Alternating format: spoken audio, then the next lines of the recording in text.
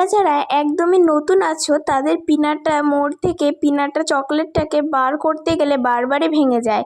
আজকে আমি তোমাদের কিছু টিপস বলবো, যেই টিপসগুলো ফলো করলে আর কিন্তু কখনোই মোল্ড থেকে মোল্ড আউট করতে গেলে কখনোই ভাঙবে না।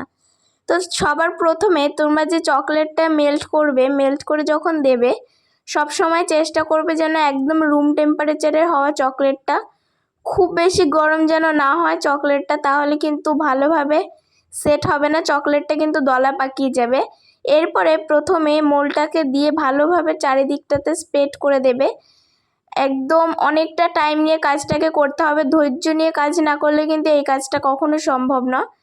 এবার একটু ড্যাব ড্যাব করে ভেতরে যদি কোনো হাওয়া বাতাস থেকে থাকে তাহলে সেটা বেরিয়ে যাবে।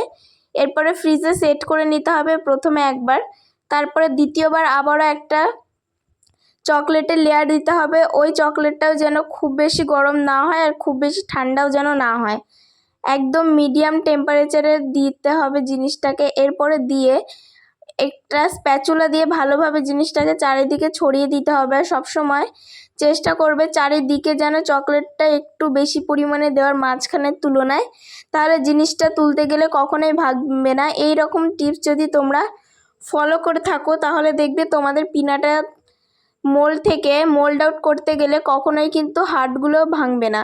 তো টিপসগুলো তোমাদের কাজে লাগলো কিনা অবশ্যই কমেন্টে জানিয়ে যেও।